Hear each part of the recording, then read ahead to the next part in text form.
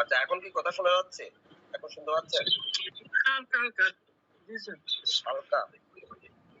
জি sir. আচ্ছা।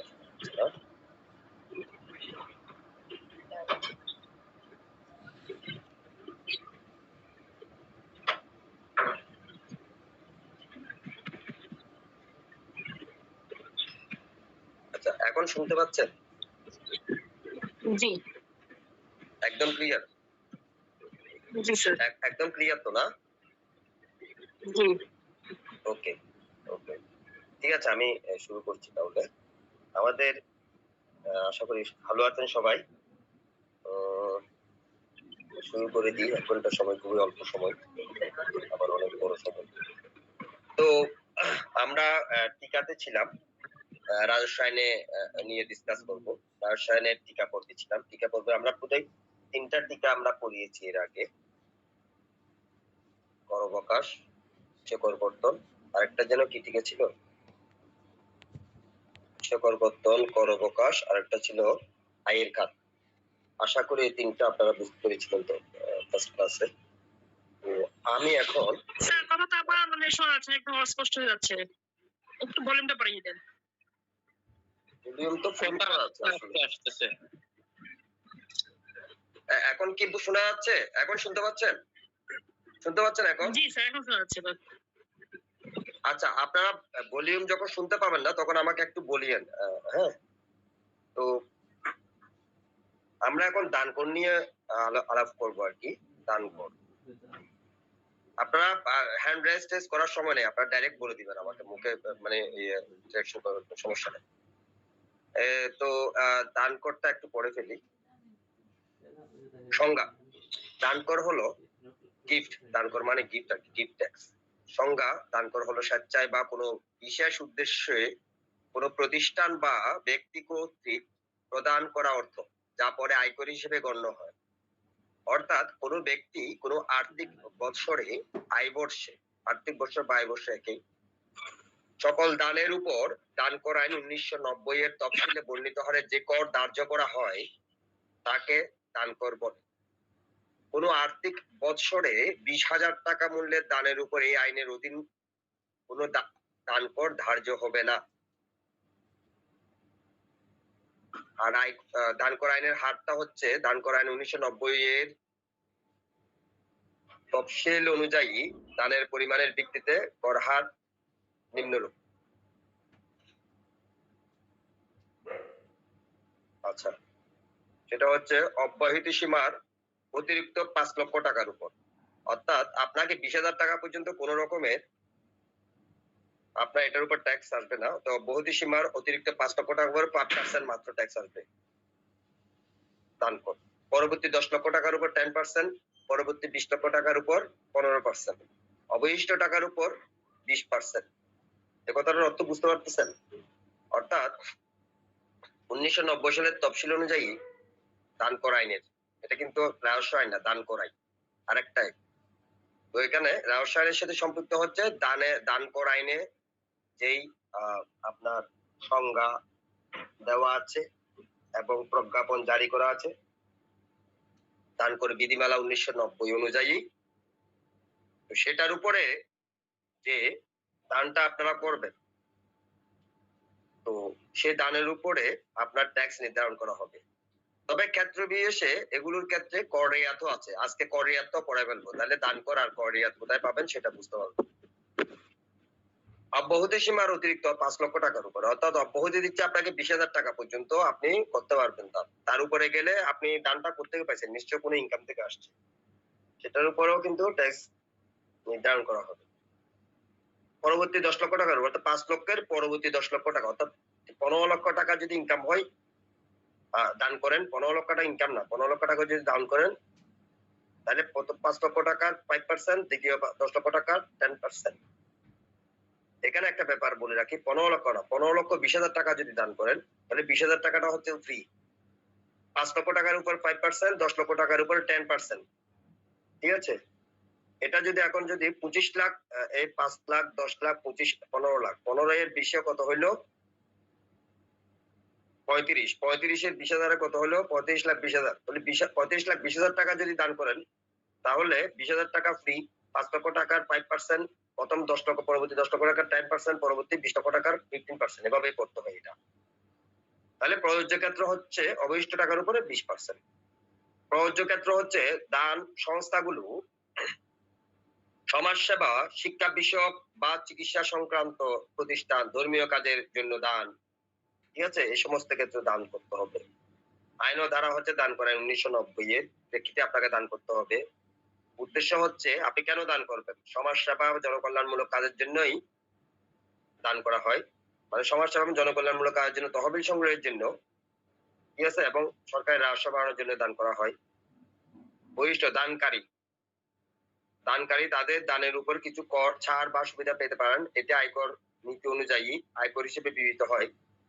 ওখানে দান কর সামাজিক উন্নয়ন ও সাহায্য কার্যে সহায়ক, যা রাষ্ট্রীয় কাঠামোকে শক্তিশালী করে।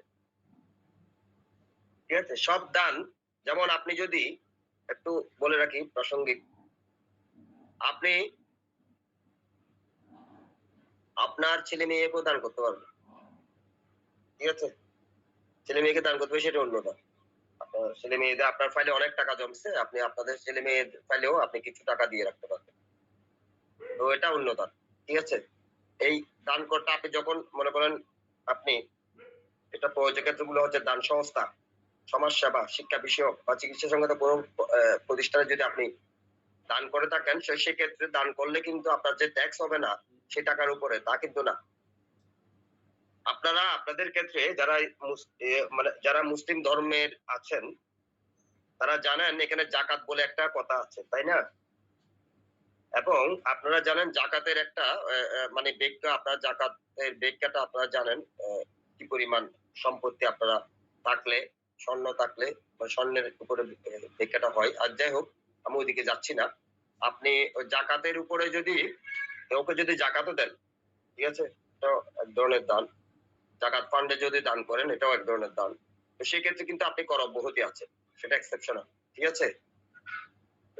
জাকাত যে যত পারেন দিতে পারবেন, এখানে কর অব্যাহতি পাবেন। তাদের কাছ থেকে যাতে যেখানে দিবেন সেখান থেকে একটা সার্টিফিকেট নিয়ে নেবেন। ঠিক আছে? এটা অন্য আইন, এটা জাকাত। এর ক্ষেত্রে আপনি অব্যাহতি পাবেন।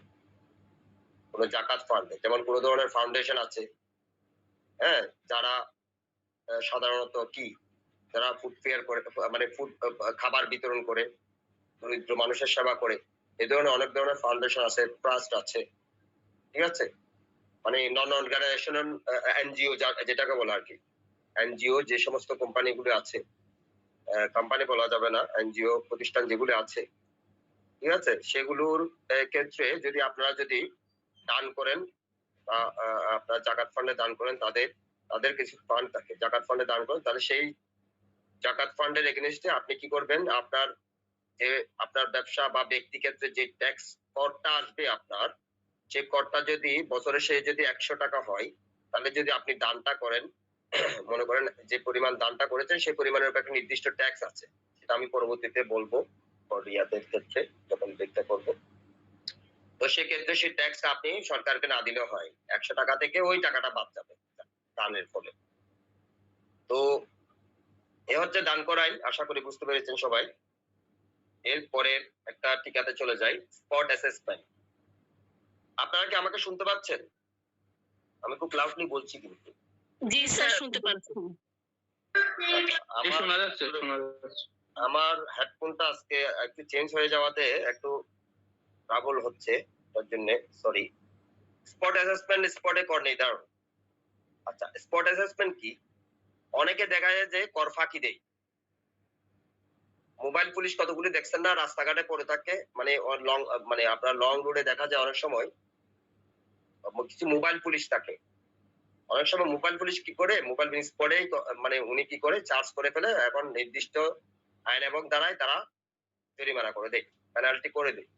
ঠিক সেরকমও এনবিআর এর আওতায় যে কর কর্তৃপক্ষ আছেন, তারাও কিন্তু আপনি যদি কর ফাঁকি দেন, সেই জায়গায় গিয়ে তারা দেখছেন আপনি দীর্ঘদিন যাবত আপনি একটা ব্যবসা পরিচালনা করছেন, কিন্তু সেই ব্যবসা পরিচালনা করার ফলে আপনি কোনো রিটার্ন ফাইলিং করতেছেন না, কোনো টিন সার্টিফিকেট করেন নাই, কোনো ধরনের ট্যাক্স ইস্যুতে আপনি ইনভলভমেন্ট নেই, আপনি সবকিছুতেই ফাঁকি দিয়ে যাচ্ছেন, তাহলে সেক্ষেত্রে এই যে কর কর্তৃপক্ষ আছেন তারা আপনার ওই বিজনেস স্পটে গিয়ে তারা কি করবেন, কর নির্ধারণ করে দিবেন নির্দিষ্ট আইন, ধারা এবং আওতায়, এবং সেটাকেই আপনি কর স্পট অ্যাসেসমেন্ট বলছেন। স্পট অ্যাসেসমেন্ট বলুক আর স্পটে কর নির্ধারণ বলুক, দুটো একই কথা। তাহলে সংখ্যাটা হলো কি, স্পট অ্যাসেসমেন্ট হলো, আপনি যদি আমার ব্যাখ্যাটা বুঝতে পারেন, অবজেক্টিভটা বুঝতে পারেন, তাহলে সংখ্যাটা আপনি নিজে থেকে লিখলেই হয়। স্পট অ্যাসেসমেন্ট হলো আয়কর কর্তৃপক্ষ কর্তৃক সরাসরি নিরীক্ষণের মাধ্যমে তাৎক্ষণিকভাবে কোনো ব্যক্তির আয় ও কর নির্ধারণ একটি প্রক্রিয়া। এটি আয়কর আইন 2023 এর আওতায় পরিচালিত হয়। প্রযোজ্য শর্ত: উপকর কমিশনার নিম্নোক্ত অবস্থায় স্পট অ্যাসেসমেন্ট করতে পারেন।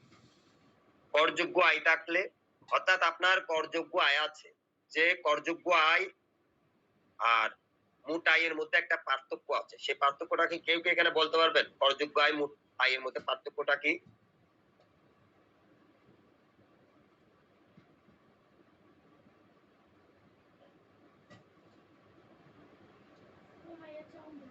করযোগ্য আয় আর মোট আয়, আপনি পার্থক্যটা কি বলতে পারবেন এখানে? আপনার রাজস্ব আইন আসলে এমন একটা আইন যেটা পড়তে হলে কিছু ক্যালকুলেশন সম্বন্ধে কিছু মানে আপনার গণিত বিষয়ে একটু নলেজ রাখতে ভালো। মানে আমরা বলি না হিসাব বিজ্ঞান সম্বন্ধে একটু আইডিয়া থাকলে ভালো আর কি। সবাই তো হিসাব করে। এটা যে এমন নয় যে আপনাকে হিসাব বিজ্ঞান করতে হবে। সবাই হিসাব করে। আপনি পারিবারিক ভাবে হিসাব করেন না, ক্যাশ বই মেইনটেইন করেন না। টাকা আসলো, ইনকাম করলেন, ফ্যামিলিতে আসলো, ফ্যামিলি একটা বাজেট করলেন যে এই মাসের ইনকাম করবেন, এই মাসের ইনকামে আপনার বাজেটটা কি? আপনি এই খাতে খরচ করবেন, এটা হচ্ছে বাজেট। বাজেট দুই ভাবে হতে পারে।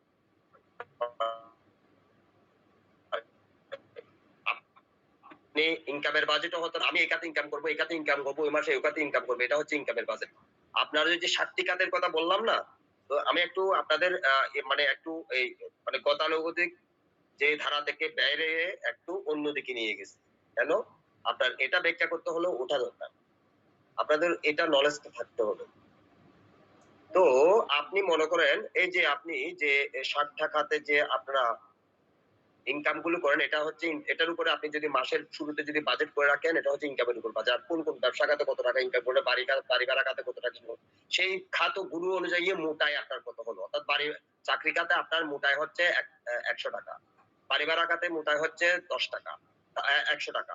তারপরে মনে করেন আপনার ব্যবসা খাতে আয় করবেন যে আপনি ১০০ টাকা, তাহলে কত ৩০০ টাকার একটা বাজেট হয়ে গেল আপনার। এবার আপনি অ্যাকচুয়ালি যখন মাসের শেষ হলো তখন আসলে ১০০ টাকার জায়গায় পাইলেন ৯০ টাকা, আবার বাকি ১০০ টাকা বাড়ি ভাড়া খাতে পাইলেন ৯০ টাকা, আবার যে ইনকামের খাতে ওই যে বললাম আরেকটা কি ব্যবসা খাতে ৯০ টাকা পেলেন, তাহলে ৩৯ কত ৩ নং ৭ ২৭০ টাকা পাওয়ার কথা ছিল, বাজেট করছেন ৩০০ টাকা, পেয়ে গেলেন কত ২৭০ টাকা। তো এটা হচ্ছে আপনার মোটাই ২৭০ টাকা যেটা পেয়েছেন সেটা হচ্ছে আপনার মোটাই। সরকারের যে বাজেট ঘোষণা করে এই বাজেটটা আপনি যদি অ্যানালাইসিস করেন কোন একটা বৎসরে গিয়ে, সেই খাতগুলো যদি আপনি যদি অ্যানালাইসিস করেন এই খাতগুলো আপনার কাছে অনেকটা ক্লিয়ার হয়ে যাবে। দেশটা কিভাবে পরিচালিত হয়, কোন কোন খাতে কি ধরনের বাজেটে আপনার টাকা আসে, কি ধরনের বাজেটে আপনার টাকা যায়।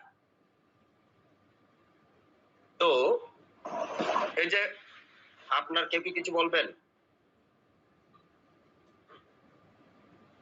আচ্ছা, এই যে আপনার যেটা বলছিলাম যে আপনার মোটাই যেটা হলো, এই মোটাই এবং করযোগ্য আয়, আমরা আগের জায়গায় ফিরে যাই। আমি বললাম যে মোটাই এবং করযোগ্য আয় কে কি বলতে পারবেন কিনা? তাহলে মোটাইটা হচ্ছে ওটা। কিন্তু আপনার যে ৯০ টাকা ৯০ টাকা ৯০ টাকা করে ৩ নং ২৭ ২৭০ টাকা পেয়েছেন, সেই ২৭০ টাকার উপর কিন্তু আপনাকে কর দিতে হবে না। এখানে আপনাকে গভর্নমেন্ট চাকরি খাতে কিছু এক্সাম্পশন দিয়েছেন। তারপরে বাড়ি ভাড়া খাতেও কিছু মানে কিছু এক্সাম্পশন আছে। ঠিক আছে? যেমন বাড়ি ভাড়া খাতে যদি আপনি যদি ১০০ টাকা বাড়ি ভাড়া পান, তাহলে বা আপনার যে 100 টাকা বাড়ি ভাড়া পেয়েছেন সেটা থেকে আপনি যদি এটা যদি আবাসিক খাতে পেয়ে থাকেন, অর্থাৎ আপনি কোনো কমার্শিয়াল স্পেসে আপনি এটা ভাড়া দিয়েছেন, ওখান থেকে কমার্শিয়াল না, আপনি রেসিডেন্সিয়াল এরিয়ায় আপনি ভাড়া দিয়েছেন মনে করেন আবাসিক, তাহলে সেক্ষেত্রে আপনি 25% আপনি কর অব্যাহতি পাবেন। কিন্তু 20% কোন কোন খাতে কর অব্যাহতি পাবেন? আপনি বাড়ি মেরামত খরচ করেছেন, এটা করেছেন, কর দিয়েছেন, এগুলোকে মিলিয়ে আপনাকে দিতে হবে। এত ডেপলি যাচ্ছি না, ধরে নেন যে আপনি 25% কর অব্যাহতি পাবেন। অর্থাৎ আপনার যদি 100 টাকা যদি মানে আপনার বাড়ি ভাড়া খাতে আয় হয়, সেখান থেকে 25% আপনি কর অব্যাহতি পাচ্ছেন। অর্থাৎ এটার উপরে কর দিতে হবে না আপনাকে। তাহলে 100 টাকা থেকে 25 টাকা গেলে পরে যেটা থাকে সেটা হচ্ছে কত? 75 টাকা। তো 75 টাকা হচ্ছে আপনার করযোগ্য আয়। আর 100 টাকাটা হচ্ছে আপনার মোট আয়। আরেকটু বলি, চাকরি খাতে আপনি পেয়েছেন 100 টাকা। কিন্তু আপনি যে চাকরি খাতে 100 টাকা পেয়েছেন সেটার উপর আপনাকে ট্যাক্স দেওয়া লাগবে না। আপনাকে গভর্নমেন্ট কি করতেছে, আপনি যদি সরকারি বা বেসরকারি খাতে জব করেন, আপনাকে নির্দিষ্ট কিছু খাতে আপনাকে কর অব্যাহতি প্রদান করেছেন অ্যাজ পার ট্যাক্স ল, হ্যাঁ, এবং আনুষঙ্গিক কিছু আইনের আওতায়। তো সেই ক্ষেত্রে যদি আপনি ট্যাক্স অব্যাহতি পেয়ে যদি ধরে নেন যে আপনি অব্যাহতি পেয়েছেন 1/3, মনে করেন আপনি 25 টাকা অব্যাহতি পেয়েছেন, আর তাও 25 টাকা থেকে 100 টাকা থেকে 25 টাকা গেলে করে 75 টাকা। তো 75 টাকা আপনি করযোগ্য আয়। এই করযোগ্য আয় মোট আয় বুঝতে কি কারো সমস্যা হয়েছে? বা বলতে পারবেন এখন মোট আয় আর করযোগ্য আয় কি? আপনি আমার সাথে রাজস্ব আইনে ডিসকাশন করবেন, অলওয়েজ করযোগ্য আয়, মোট আয়। এই দুটা জিনিস আপনার মাথার মধ্যে একদম সেট হয়ে থাকতে হবে। আচ্ছা, তাহলে কি বলছে স্পট অ্যাসেসমেন্ট হলো, এখন মনে করেন স্পট অ্যাসেসমেন্টে কর্তৃপক্ষরা গেছেন, যাওয়ার পরে ওখানে কর ধার্য করে দিয়েছেন কত? স্পট অ্যাসেসমেন্টে কর ধার্য করে দিয়েছেন মনে করেন উনাকে 100 টাকা। মনে করেন উনি একজন ডাক্তারই ধরেন না, ধরেন ডাক্তার, ঠিক আছে? বিভিন্ন পেশাজীবীর মধ্যে ডাক্তার, একজন ডাক্তার অনেকদিন যাবত ইনকাম করে যাচ্ছে কিন্তু উনি 1 টাকাও ট্যাক্স দেন না। উনার কোনো ফাইলে কোনো কিছু নেই, ঠিক আছে? তাহলে সেক্ষেত্রে উনি কি সিটি কর্পোরেশন এরিয়ায় ডাক্তারি করেন নাকি নন সিটি কর্পোরেশনের বাইরে ডাক্তারি করেন, এটাও একটা ইস্যু আছে। সিটি কর্পোরেশন এরিয়া হলে তাকে একটা নির্দিষ্ট পরিমাণ ট্যাক্স স্পট অ্যাসেসমেন্ট স্পটে নিয়ে নেবে কর কর্তৃপক্ষ, ঠিক আছে? তো এই ধরনের এখন কোন খাতে নিয়ে নিবে তারা? 2023 সালের যে নির্দিষ্ট খাত, নির্দিষ্ট আইন, নির্দিষ্ট ধারায় তারা ওই যে অর্থ আইনের মাধ্যমে যে চেঞ্জটা আসে এক এক বছর এক এক রকম। অর্থ আইন মানে হচ্ছে বাজেট ঘোষণায় অর্থ আইন যেটা হয়, বাজেট প্রত্যেক বছর যে বাজেট ঘোষণা হয় সেখানে অর্থ আইনের উপরে রাজস্বের উপরে যে আলাদা যে অর্থ আইনটা হয় সেটার উপরে যে ব্যাখ্যাগুলি থাকবে সেটা অনুযায়ী তারা অ্যাসেসমেন্ট গুলো নিয়ে নেবে, অ্যাসেসমেন্ট করে করগুলো নিয়ে নেবে। তো যাই হোক, মোট কর এখন যদি ওই ব্যক্তি যদি বলে যে বাইরে আমার তো করযোগ্য আয় তো আমার 100 টাকা, 100 টাকা না আমার 30 টাকা, আমার 75 টাকা, আপনি 100 টাকা নিচ্ছেন কেন? এটা কিন্তু আলাদা জিনিস। স্পটে যারা যেটা নির্ধারণ করবে সেটা আইন অনুযায়ী যেটা নির্ধারণ করে সেটাই দিয়ে দিতে হবে। এখানে আপনি কোনো অব্যাহতির সুযোগ পাবেন না। নির্দিষ্ট করা থাকে। স্যার একটু প্রশ্ন ছিল স্যার। বলেন ভাই, বলেন। স্যার আপনি বললেন যে সরকার কিছু জায়গাতে আপনার হচ্ছে করমুক্ত কিছু খাত আছে সরকারি থেকে, যে কিছু নির্দিষ্ট জায়গা থেকে আয় হলে ওগুলো জায়গা থেকে সরকারকে কর দিতে হয় না। তাহলে স্যার যদি নির্দিষ্ট জায়গা থেকে কর দিতে না হয় তাহলে আসলে এই যে আপনার যে করযোগ্য আয় আর মোট যে ইনকাম, তাহলে যে মোট যে ইনকামটা থাকবে এটা টোটালি আর যে করযোগ্য আয় মানে যেই জায়গাগুলো থেকে টাকাটা ট্যাক্সটা দেওয়া লাগবে সেটাই হচ্ছে কি করযোগ্য আয় নাকি স্যার এটা? আপনাকে আরেকটু ক্লিয়ার করি। ওই আমরা একটু এই মানে আমরা তো টিকাগুলো স্পট অ্যাসেসমেন্টে আসছি, আরেকটা টিকা পড়াবো আজকে কর্ডিয়াক যেটাকে বলি, ঠিক আছে? ওটা যখন পড়াবো এখানে আরো ক্লিয়ার হয়ে যাবে। তবে এখানে কি একটু ক্লিয়ার করি আপনাকে। মনে করেন আপনি প্রফেশনে কি একটু বলতে সমস্যা আছে? আপনি কোন প্রফেশনে আছেন? আমি আপনার প্রফেশন দিয়ে যদি বলি তাহলে ব্যাপারটা ইজি হয়ে যাবে। না বলতে চাইলে সমস্যা নাই, আমি বলছি একটা প্রফেশন ধরে নিলাম যে আপনি জব। স্যার আমি এখন আপাতত কোনো প্রফেশনে না স্যার, আমি স্টুডেন্ট হিয়ার। আচ্ছা আচ্ছা, স্টুডেন্ট, ওকে। আপনি কোন প্রফেশনে নাই, আপনি একজন স্টুডেন্ট, ওকে, নো প্রবলেম। আপনি মনে করেন যে আপনি আহ, এই, আপনি এখন আপনি একটু জব করছেন, আপনি অ্যাডভোকেট হয়ে গেছেন, কোনো একটা কোম্পানিতে আপনি লিগ্যাল অফিসার হিসেবে জয়েন করলেন। তো অ্যাজ এ লিগ্যাল অফিসার আপনাকে ওরা একটা চুক্তি করলো যে আপনাকে মাসের শেষে আপনাকে মূল বেতন দেওয়া হবে। সাপোজ মূল বেতন দেওয়া হবে উম, মনে করেন মূল বেতন দেওয়া হবে আপনাকে 50 টাকা। এই 50 টাকা হাউস রেন্ট দেওয়া হবে মনে করেন আপনার আপনার 50%। এভাবে সব তারপর কনভেন্স দেওয়া হবে মনে করেন 10%, মেডিকেল অ্যালাউন্স দেওয়া হবে মনে করেন 10%। সব মিলিয়ে মনে করেন পার্সেন্টেজ আমি মুখস্থ বলতেছি, সব মিলিয়ে মনে করেন আপনার টোটাল বেতন হলো 100 টাকা। তো এই যে 100 টাকা এটা হচ্ছে আপনার মূল আয়, এটা আপনি পেয়ে গেলেন, এটার উপর কর নির্ধারণ হবে না। গভর্নমেন্টের বিভিন্ন বিভিন্ন সেকশনে কি বলতেছে, আপনার 100 টাকা যে আয় করেছেন আপনাকে একটা সার্টিফিকেট দিয়ে দিবে তারা। ঠিক আছে, কারা? ওই যারা 100 টাকা বেতন দিচ্ছে তারা একটা সার্টিফিকেট দিবে যদি আপনার এটা করযোগ্য আয় থাকে। অর্থাৎ করযোগ্য আয় হচ্ছে গভর্নমেন্টে বলতেছে যে আপনি যদি বৎসরে যদি এই 100 টাকাটা যদি ধরে নেন যে 100 টাকাটা 100 টাকা না, 100 টাকা মনে করেন 50,000 টাকা। তো এটা যদি বছরের শেষে যদি এটা আহ, আহ, বছরের শেষে যদি এটা যদি 3.5 লাখ টাকা ক্রস করে করযোগ্য আয়, ঠিক আছে, মানে সেটা সেক্ষেত্রে আপনাকে 3.5 লাখ টাকা পর্যন্ত ফ্রি, কিন্তু এরপরে যদি 3.5 লাখের পরে যদি 1 টাকাও বাড়তে হয় আপনাকে কিন্তু মিনিমাম একটা ট্যাক্স দিতে হবে। বুঝছেন? তাহলে আপনার করযোগ্য আয়টা হচ্ছে কত? 3.5 লাখ টাকা। তাহলে করযোগ্য আয়টা হচ্ছে আপনার কত? 3.5 লাখ টাকা আসতে হবে। অর্থাৎ আপনি যদি মনে করেন আপনি ইনকাম করতেছেন প্রায় 5 লাখ টাকা মোটাই, ওই যে হাউস রেন্ট পাচ্ছেন, বাড়ি ভাড়া পাচ্ছেন, কনভেন্স পাচ্ছেন, তো 5 লাখ টাকা থেকে গভর্নমেন্টের করটা হচ্ছে যে 1/3 বাদ দিতে হয়। বেসরকারি ফার্মে যদি জব করেন আপনি 3 ভাগের 1 ভাগ এখানে বাদ দিতে হয়। বাদ দিয়ে এটা হচ্ছে এক্সেম্পশন আপনার। এটা বাদ দেওয়ার পর যদি আপনার যদি একটা স্লাইডে যায় আমার মনে হয় এটা বলবো।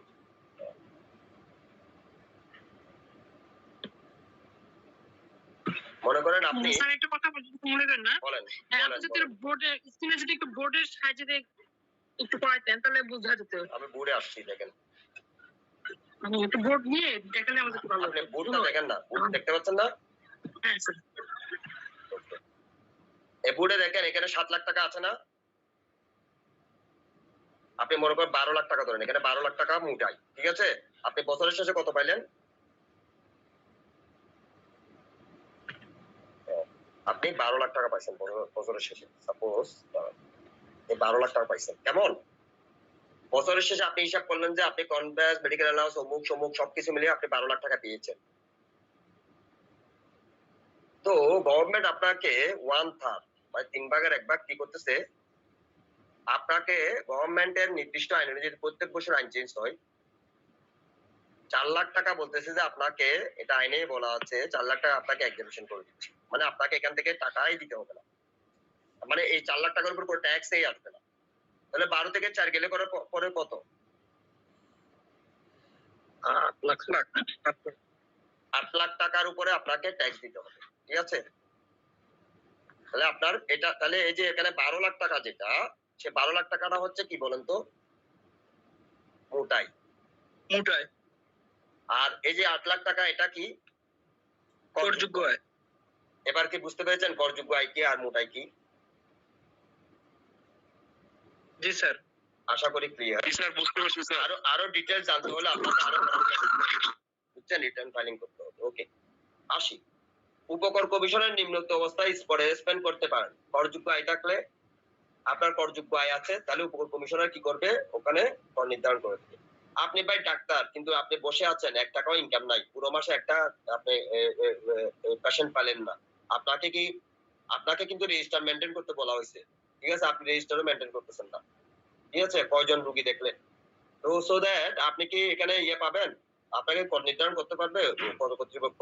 পারবে না। তাহলে করযোগ্য আয়ই নাই, এখানে কর কি নির্ধারণ করবেন? রিটার্ন দাখিলের বাধ্যবাধকতা থাকলে, এই কথাটার একটা অর্থ আছে, সেটা হচ্ছে আপনি মনে করেন একজন অ্যাডভোকেট, আপনি তো অ্যাডভোকেটই হতে যাচ্ছেন, এখন আপনি আসেন, আপনার করযোগ্য আয় থাকুক বা না থাকুক আপনাকে রিটার্ন সাবমিট করতেই হবে। আরে ভাই আপনি আইনের রক্ষক, আপনি এদেরকে বোঝাবেন, পড়াবেন, ঠিক আছে।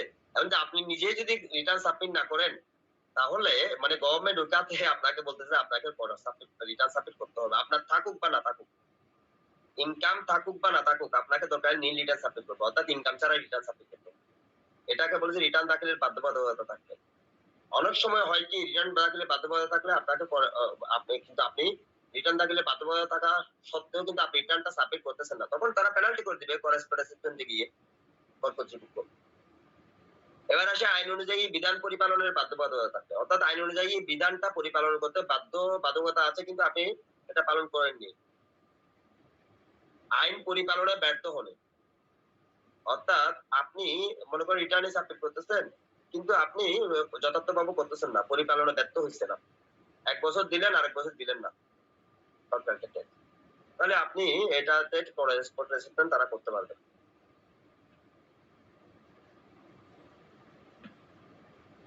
এটা হচ্ছে মূলত এই যে এখান থেকে এই পর্যন্ত যেটা আমি বললাম এখন, এটা হচ্ছে আইনে বলা আছে, ঠিক আছে, ওই আইনে বলা আছে। তাহলে প্রযোজ্য ক্ষেত্র হচ্ছে কি, ক্ষুদ্র ব্যবসা, অস্থায়ী ও মৌসুমী ব্যবসা যেসব করদাতা নিয়মিত রিটার্ন দাখিল করেন না, ঠিক আছে, এটা হচ্ছে প্রযোজ্য ক্ষেত্র। কাদের উপর প্রযোজ্য এটা? ক্ষুদ্র ব্যবসা, হ্যাঁ, অস্থায়ী বা মৌসুমী ব্যবসা যেসব করদাতা নিয়মিত রিটার্ন দাখিল করেন না, এটা হচ্ছে প্রযোজ্য। আয়কর ধারা কি 2023 সালের 195 নম্বর এই যে ধারাটা দেখতে হয়ে যাবে। উদ্দেশ্যটা কি? দ্রুত আয় নির্ধারণ, কর ফাঁকি রোধ, প্রতিরোধ এবং সরাসরি পর্যবেক্ষণের মাধ্যমে ন্যায্য কর আদায় নিশ্চিত করা, এটা হচ্ছে উদ্দেশ্য। কার উদ্দেশ্য? কর কর্তৃপক্ষের, মানে NBR, national board of revenue উদ্দেশ্য। বৈশিষ্ট্য: সরল ও দ্রুত কর নির্ধারণ প্রক্রিয়া, মানে এটার বৈশিষ্ট্য হচ্ছে সরল এবং দ্রুত যেন নির্ধারণ, কর অ্যাসেসমেন্টটা যেন হয়ে যায়, এটাই। ব্যবসা স্থলে সরাসরি উপস্থিত হয়ে মূল্যায়ন করদাতার স্বচ্ছতা নিশ্চিতকরণ কার্যকর, ঠিক আছে, নির্ধারণ প্রক্রিয়া ব্যবসা স্থলে সরাসরি উপস্থিত হয়ে মূল্যায়ন করদাতার স্বচ্ছতা নিশ্চিতকরণে কার্যকর। আচ্ছা, উপসংহার কি? এসপেন্ট কর্পোরেশনের দক্ষতা বাড়ায়, রাজস্ব আদায়কে সহজ করে এবং কর ফাঁকি হ্রাসে ও গুরুত্বপূর্ণ ভূমিকা রাখে। আমি পরের স্লাইডে চলে যাচ্ছি। অবচয় ভাতা।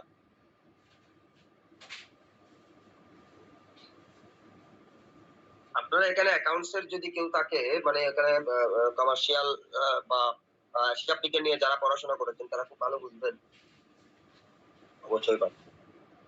আর আপনি যদি পারিবারিক ভাবেও অনেক কিছু, মানুষ আসলে নিজেরা জানতে অনেক কিছু বুঝে।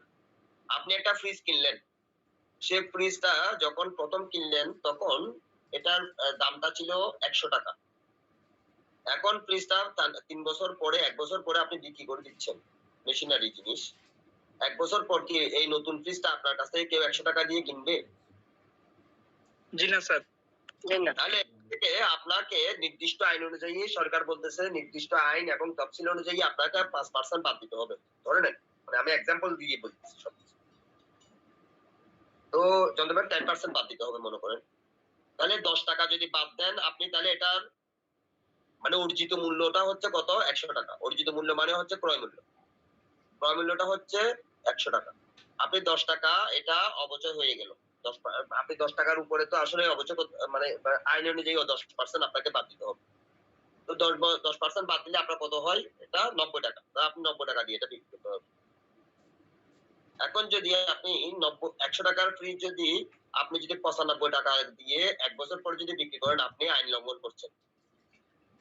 এবার আসেন যে আপনি যদি 100 টাকার ফ্রিজটা যদি আপনি পরবর্তী বছরে গিয়ে 50 টাকা দিয়ে বিক্রি করছেন, তাহলে আপনার অবচয়ে 10 টাকা বাদ যাচ্ছে, বাকি 40 টাকা আপনাকে ধরে নিতে হবে যে আপনার ফ্রিজের মধ্যে যথেষ্ট পরিমাণে সমস্যা ছিল, আপনি ফ্রিজের অনেক কিছু আপনি খারাপ করে ফেলছেন, এই কারণে আপনি 40 টাকা বাদ দিলেন, নাহলে কি 40 টাকা বাদ দিতেন? বুঝছেন? কিন্তু আইন বলবে আপনি 10 টাকা বাদ দিতে হবে অবচয় কাট, এটাই হচ্ছে অবচয় কাট, এক কথায় শেষ। এবার আসলে এগুলোর অনেকগুলো খাত আছে।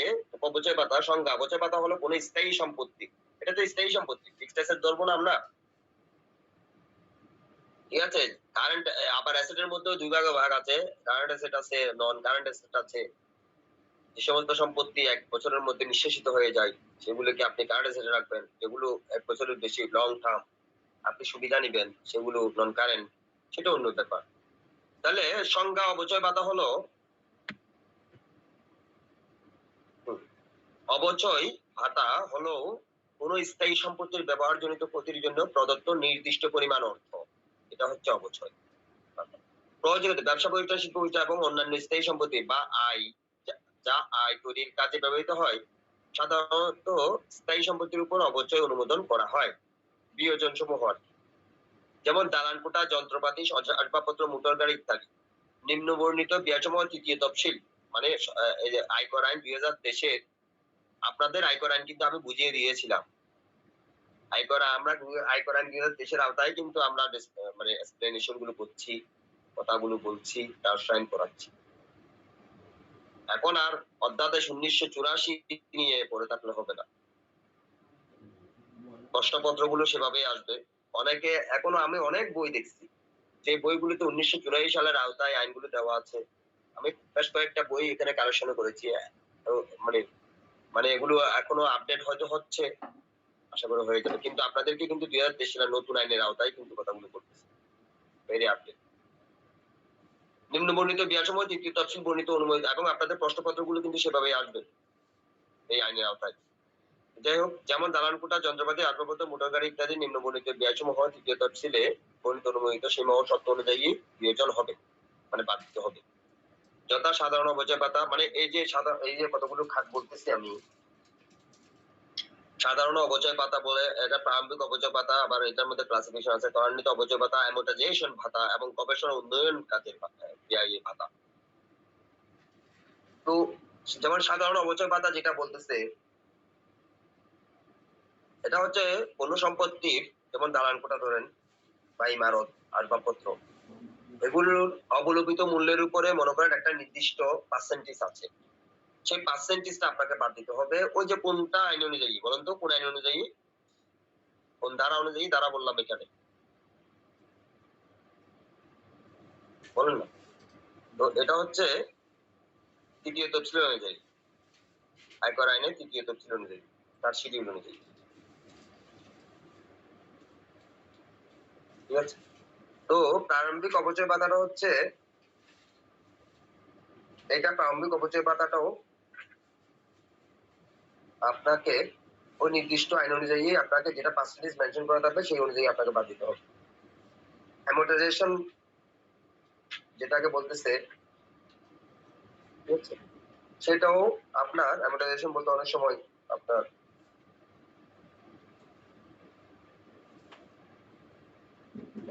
যেমন আপনার অনেক সময় থাকে যে না আমরা সুনাম বলি না, সুনাম কোন একটা পেট, সুনাম, প্যাটেন্ট, এগুলো আপনি কিনলেন, যেগুলো অদৃশ্য সম্পত্তি আর কি, এগুলোর উপর অবচয় ভাতা নির্ধারণ করতে হবে ওই ওই আয়কর আইনের তৃতীয় তফসিল যেটা মেনশন করা আছে। তাহলে অ্যামোর্টাইজেশন ভাতা মানে বুঝছেন যে ওইটা সম্পত্তি কোনগুলো, ওগুলো সম্পত্তি, সুনাম, কারো কাছ থেকে সুনাম কিনে, সুনাম বলতে মনে করেন একটা পেট কিনলেন, আপনি নিজে ব্যবসা করতেছেন না, যেমন রায়ন ভাই কি বলেছে এটাকে রেগুলেশন স্টাডি। আপনি রেগুলেশন স্টাডি বললাম যে রায়ন ভাই আমি আপনার ব্রাঞ্চটা পরিচালনা করবো, এই সেটা আমাকে বিক্রি করেন, রেগুলেশন স্টাডি বিক্রি করতেন, উনি আমাকে ওই লোগোটা বিক্রি করছেন, সেই ট্রেডটা আমি সেই লোগোতে আমি বাণিজ্য করবো, বুঝছেন। তো সেটারও কিন্তু অবচয় আছে, সেটাও কিন্তু এক ধরনের সম্পত্তি, আমি যখন এটার জন্য ইনভেস্টমেন্ট করবো, এটাই বলছি। তারপরে গবেষণা খাতে, এখানে গবেষণা খাতে এটা কি করা থাকে, অ্যামোর্টাইজেশন হার এটা হচ্ছে 10%। যাই হোক, এই চারটা ধারায়, চারটা খাতে আপনাদেরকে অবশ্যই ভাতা নির্ধারণ করতে হয়। আইনের ধারা, এটা প্রায় 42, 49, 50 এবং তৃতীয় তফসিল, অনেকগুলো ধারা এখানে কাজ করে।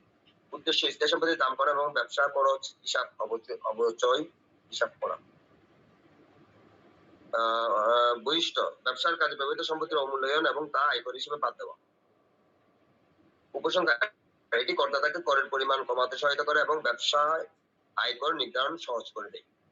তাহলে আপনাদেরকে আমি তখন প্রথম আমার যে ক্লাসটা ছিল, এটা আমার দ্বিতীয় ক্লাস রাজস্ব আইনের উপরে, সেখানে আমি বলেছিলাম যে আমার এখানে টিকাগুলোর কয়েকটা খাত থাকবে, পয়েন্ট আকারে থাকবে, সংজ্ঞা, তার মধ্যে প্রযোজ্য ক্ষেত্র, উদ্দেশ্য, বৈশিষ্ট্য এবং উপসংহার, এগুলোর উপরে আমি সেগুলো করবো। সুতরাং এইগুলো যদি সংজ্ঞাগুলো যদি একবার মুখস্থ করে ফেলে তাহলে আর অন্যান্য টিকার এগুলো কাজে লাগবে না। আমি এবার ওই যে আপনাকে প্রথম যে টিকাটা পড়াচ্ছিলাম দান কর, এই দান করার ডিসকাশন করতে গিয়ে কর্ডিয়াতের কথা বলছিলাম, এই আইকোরিয়াত হচ্ছে এটা। তো আইকোরিয়াটা হচ্ছে সংজ্ঞা, কর্ডিয়াত হলো নির্দিষ্ট শর্তপূরণ সাপেক্ষে আয়করের উপর ইনকাম ট্যাক্স রিবেট যেটাকে বলে। তো এটা জানলে পরে আপনারা কোন খাতে আর কর না দিয়ে বেরিয়ে যেতে পারবেন, সেটা আপনাদের খুব মানে আয়কর আসতেছে, কিন্তু আয়কর না দিয়ে বেরিয়ে যেতে পারবেন। মানে ঠিক আছে, মানে আপনার সে এই খাতগুলো জানলে আপনি খুব ভালোভাবে ওই জিনিসটা বেনিফিটটা নিতে পারবেন। কর রিয়াত হলো নির্দিষ্ট শর্ত পূরণ সাপেক্ষে শর্ত পূরণ করতে হবে। আয়করের উপর প্রদত্ত কর ছাড় বা কর সুবিধা যা আয়কর আইন ও তফসিলে বর্ণিত বিধান অনুযায়ী প্রযোজ্য। রিয়াতের হারটা হলো কিরকম, আপনি কিভাবে রিয়াত পাবেন? নিবাসী বা অনিবাসী বাংলাদেশি স্বাভাবিক করদাতার জন্য।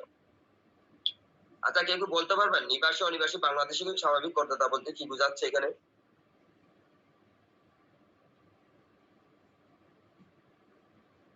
নিবাসী অনিবাসী, নিবাসী মানে হচ্ছে আপনি বাংলাদেশে থাকেন, বাংলাদেশে খান, বাংলাদেশে করেন, বাংলাদেশে ব্যবসা করতেছেন, নিবাসী স্বাভাবিক করদাতা। অনিবাসী হচ্ছে আপনি বাংলাদেশে থাকেন না, দেশের বাইরে থাকেন, মাঝে মধ্যে এখানে 365 দিনের মধ্যে আসা যাওয়া করেন, ঠিক আছে, বছরে একবার দুইবার তিনবার চারবার করে আপনি আসা যাওয়া করেন, এটা হচ্ছে অনিবাসী করদাতা। দুজনেই করদাতা বাংলাদেশে। আপনি তো বিদেশে থাকতেছেন কিন্তু আপনাকে কর দিতে হবে না, ব্যাপারটা তা নয়, আপনাকে কর দিতে হবে, আপনার রিটার্ন ফাইলিং করতে হবে। তো সেক্ষেত্রে আপনাকে বলেছে অনিবাসী বাংলাদেশে স্বাভাবিক কর। যাই হোক, আপনার যদি মোট করযোগ্য আয় যদি মনে করেন যেটা হলো সেটার 3% কিন্তু কম। আচ্ছা, করটা কি জিনিস? করটা হচ্ছে করযোগ্য আয়, ওই যে করযোগ্য আয়ের 3%। তারপরে বলতেছে ক ষষ্ঠ তফসিল অংশ 3 অনুযায়ী মোট প্রকৃতি বিনিয়োগ, অর্থাৎ আপনার যদি আপনি মনে করেন আপনি আপনি ডিপিএস করেছেন, একটা সঞ্চয়পত্র করেছেন, এগুলো হচ্ছে আপনার বিনিয়োগ, প্রকৃতি বিনিয়োগ, ঠিক আছে। আপনার করযোগ্য আয়ের উপরে 3% সরকারের কর রিয়াত দিচ্ছে। আবার ক হচ্ছে আবার আরেকটা জায়গায় বলতেছে 2 নম্বরে বলতেছে যে প্রকৃতি বিনিয়োগ আপনার ডিপিএস এর উপরে 15% দিচ্ছে। মনে করেন ডিপিএস করলেন, আপনি এক বছরে ডিপিএস করলেন, একটা 5,000 টাকা ডিপিএস করলেন, বা 5 12 7,500 টাকা, আপনি 10,000 টাকা ডিপিএস করেন, আপনি 10,000 টাকা ডিপিএস করলেন, তাহলে এক বছরে 1,20,000 টাকা আপনি ডিপিএস করলেন। ডিপিএস মানে তো বুঝতেছেন তো না, ডিপোজিট পেনশন স্কিম, বিভিন্ন তফসিলি ব্যাংকে যেটা করা হয় আর কি, ডিপোজিট পেনশন স্কিম বিনিয়োগ। তো মনে করেন আমি ডিপিএস দিয়ে বলি, ডিপিএস করেছেন বা সঞ্চয়পত্র করেছেন, তো সেটার উপরে আপনি 15% রিয়াত পাবেন। আচ্ছা, কিরকম এটা আমি বলবো। তারপরে আরেকটা হচ্ছে 10 লক্ষ টাকা। তাহলে এখানে একটা কথা বলছে, কিন্তু আপনি 3টা ক্যালকুলেশনই করবেন, অর্থাৎ করযোগ্য আয়ের উপরে ওই যে বললাম না একটু আগে যে করযোগ্য আয় যে 12 লক্ষ টাকা ইনকাম করেছেন, 3 লাখ 1/3 বাদ দিল, তাহলে করযোগ্য আয়টা হচ্ছে ওখানে কত ছিল? 8 লাখ টাকা, না 9 লাখ টাকা, সরি, হ্যাঁ 8 লাখ টাকা। 8 লাখ টাকা একটু আগে যে একটা স্লাইড দেখিয়েছিলাম, ওখানে 8 লাখ টাকা করযোগ্য আয় ছিল না? তো 8 লাখ টাকা থেকে যদি 8 লাখ টাকার করযোগ্য আয় মনে করেন এখানে 8 লাখ টাকাটা বসাই দিলাম, আমি ওটা ধরেই যাবো, তাহলে বুঝে যাবেন। 8 লাখ টাকা 3%, তারপরে আরেকটা হচ্ছে প্রকৃতি বিনিয়োগ করছেন, মনে করেন আপনি 1,20,000 টাকা, এটার 15%, আরেকটা হচ্ছে 10 লক্ষ টাকা। এই তিনটার মধ্যে যেটা ছোট সেটাই আপনাকে গভর্নমেন্ট ট্যাক্স এক্সাম্পশন দিবে। এবার এই জিনিসটা বোঝানোর জন্য আমি একটু স্লাইডে চলে যাচ্ছি, ভেরি ভেরি ইম্পর্টেন্ট, অনেক কাজে লাগবে। অনেকে টাকা পয়সা দিয়েও এই কোর্সটা আমার মনে হয় কিনতে পারবে না, ঠিক আছে। আপনার মাথায় যদি এখন ঢুকে যায় আপনি বুঝে গেলেন, সো দ্যাট আপনি ভালো করে খেয়াল করবেন। 5 মিনিট বেশি নিব। সেটা হচ্ছে আমি একটু স্লাইডে যাচ্ছি।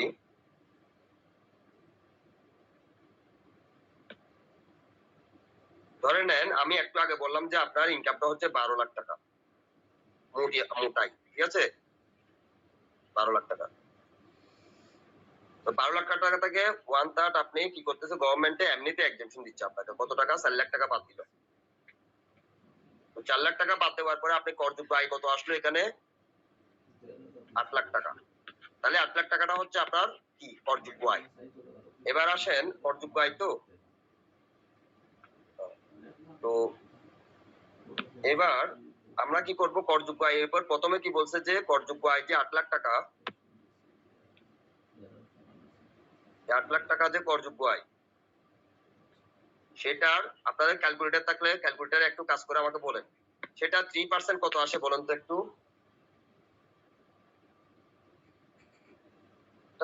অঙ্ক তো এখানে তো অঙ্কের ক্যালকুলেটর মিশিয়ে রাখতে হবে, বুঝছেন।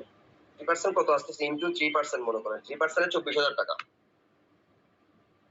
ঠিক আছে। বুঝতে পারতেছেন সবাই?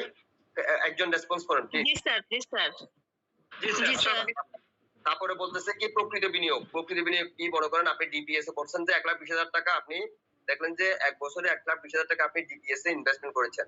আপনার সঞ্চয়পত্র একটা আছে, ঠিক আছে? এখানে 5 লাখ টাকা করেছেন। তাহলে 5 লাখ টাকা এই বছর। তো 5 লাখ টাকা আর 1,20,000 টাকা কত হইলো বলুন তো? 6,20,000 টাকা। তাই তো? তাহলে এই 6,20,000 টাকা এখানে লিখেন।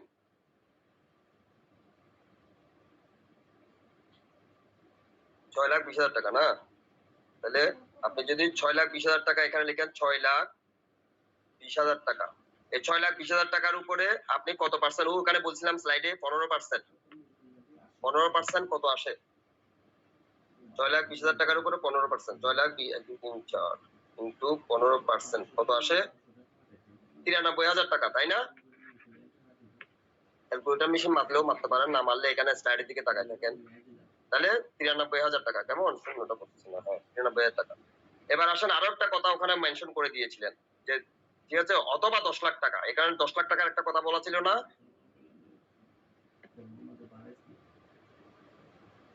10 লক্ষ টাকা। এবার আসেন আমরা ওই স্লাইডে ওই ইয়েতে চলে যাই।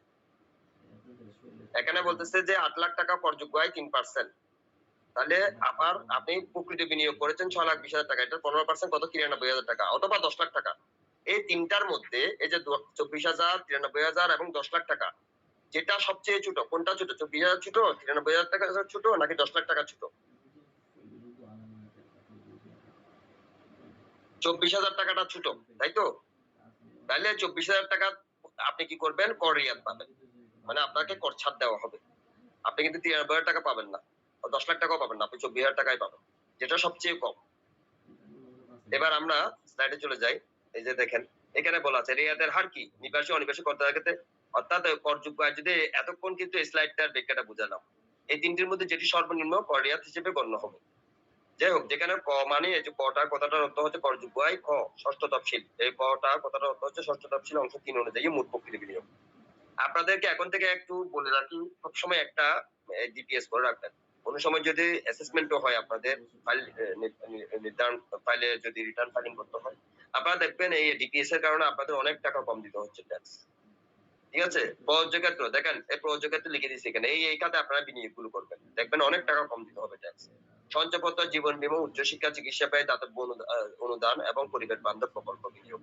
ঠিক আছে? এই সমস্ত খাতে যদি আপনি বিনিয়োগ করেন, ঠিক আছে, আপনি কর অব্যাহতি পাবেন। জাকাত দেন, ওকে, অনুদান, ওই যেটা দান করার কথা বলছিলাম, দান করলে যদি আপনি এখান থেকে কিন্তু দান করলে বিভিন্ন, যেগুলো সরকারের যদি অথরাইজেশন আছে, যে সমস্ত ফাউন্ডেশনের ক্ষেত্রে আপনি যদি দান করেন, সেক্ষেত্রেও কিন্তু আপনি কর রিয়াত পাবেন। তো সেটা হচ্ছে কত? ওই যে ওই প্রকৃতি বিনিয়োগ, সেক্ষেত্রে প্রকৃতি বিনিয়োগ আসবে ওই টাকাটা। ঠিক আছে? অর্থাৎ ওই যে 12 লাখ টাকা মোট ইনকাম থেকে 4 লাখ টাকা 1/3 বাদ দিলে পরে আপনার 8 লাখ টাকাটা কি আসতেছে? করযোগ্য আয়। সেই করযোগ্য আয়ের উপরে 3% আপনার কি হবে? একটা খাত থাকতেছে। আবার আরেকটা হচ্ছে প্রকৃতি বিনিয়োগের উপর 15%। আরেকটা হচ্ছে 10 লক্ষ টাকা, যেটা সবচেয়ে কম সেটাই আপনি কর রিয়াত পাবেন। অর্থাৎ ওই 8 লক্ষ টাকা যদি ট্যাক্স এর হিসাব করে, সাপোজ দ্যাট আপনার ট্যাক্স এর অঙ্ক করলে বুঝে যাবেন। ট্যাক্স এর হিসাব করলে, ট্যাক্স এর অঙ্ক এটা করলে, এটা যে পড়াচ্ছি অঙ্কতে কাজে লাগবে। যাই হোক, এটা ওই 8 লাখ টাকার যে ট্যাক্সটা আসছে, যেটা আসবে, সেটা থেকে মনে করেন 8 লাখ টাকার উপরে আপনি নির্দিষ্ট স্ল্যাবে আপনি যখন ট্যাক্স এর ক্যালকুলেশন করবেন,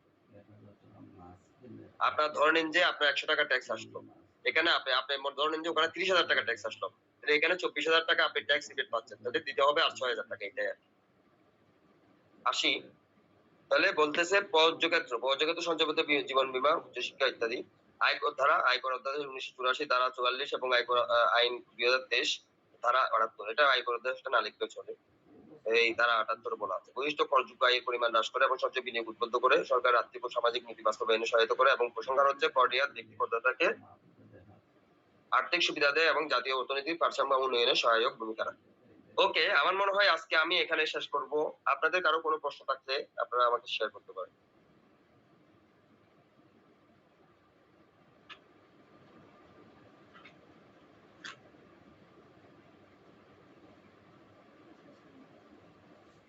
আপনাদের কারো কোনো প্রশ্ন কি আছে?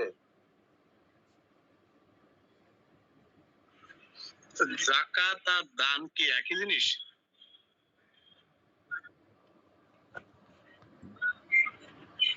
না না না, এটা জাকাত